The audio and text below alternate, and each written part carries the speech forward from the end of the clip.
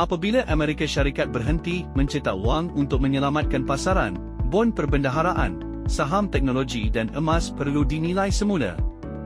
Sekiranya Walsh benar-benar mengambil alih jawatan sebagai pengerusi Rizab Persekutuan Amerika Syarikat, pendekatan mencetak wang untuk menyelamatkan pasaran yang telah membentuk lanskap keuangan lebih sedekat lalu akan berubah secara menyeluruh.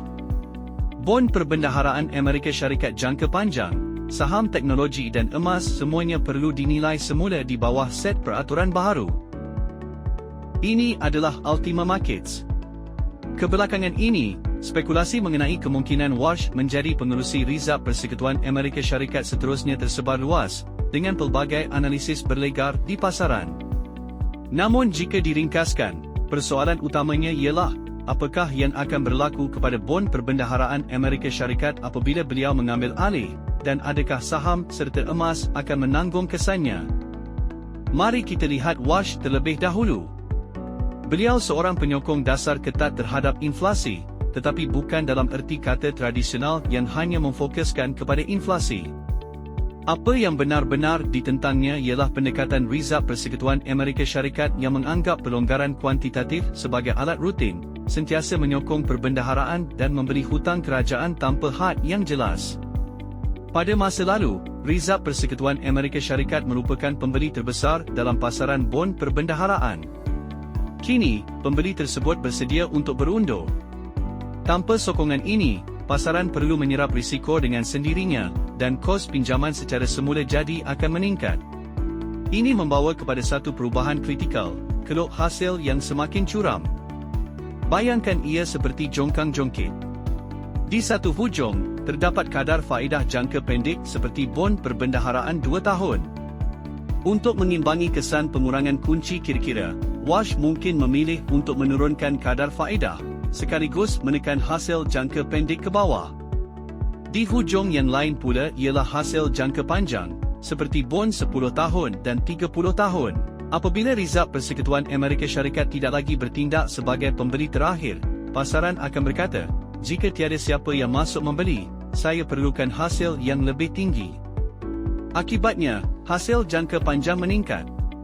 Kesimpulannya jelas, kadar jangka pendek turun, kadar jangka panjang naik, dan keluk hasil menjadi lebih curam.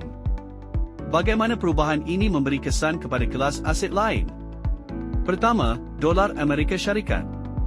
Kenaikan hasil jangka panjang dan kadar sebenar yang lebih tinggi menarik aliran modal global ke Amerika Syarikat, seterusnya mengukuhkan dolar. Seterusnya, emas. Emas tidak menjana faedah dan paling sensitif terhadap dua perkara, dolar yang kukuh dan kadar sebenar yang tinggi. Pendirian dasar Walsh menjejaskan kedua-dua kelemahan utama emas ini serentak. Akhir sekali, equity, terutamanya saham teknologi. Kadar faedah jangka panjang bertindak seperti daya grafiti. Semakin kuat tarikan ini, semakin sukar bagi saham bernilai tinggi yang dinilai berdasarkan aliran tunai masa depan untuk kekal stabil. Apabila kadar diskaun meningkat, pendapatan masa depan menjadi kurang bernilai, dan harga saham akan tertekan. Sudah tentu, tidak mungkin Walsh akan menekan brek secara mendadak sebaik sahaja beliau mengambil alih jawatan. Dengan kunci kira-kira Amerika Syarikat yang sudah terlalu besar, pasaran keuangan telah lama terbiasa dengan campur tangan Rizab Persekutuan Amerika Syarikat. Walaupun Walsh mengambil alih, meyakinkan pegawai Rizab Persekutuan Amerika Syarikat lain untuk mempercepatkan pengurangan kunci kira-kira bukanlah sesuatu yang mudah, apatah lagi menupuskan aset secara agresif tanpa menimbulkan risiko ketidakstabilan sistemik. Namun begitu, arah tuju telah berubah. Jika pasaran mula percaya bahawa kecairan tidak lagi semurah dan sebanyak dahulu, maka sama ada anda berdagang bon, equity atau memegang emas, anda perlu bersedia menghadapi turun naik yang jauh lebih tinggi. Zaman membeli secara membuta tuli telah berakhir. Mulai sekarang, risiko perlu dinilai dengan mata terbuka luas.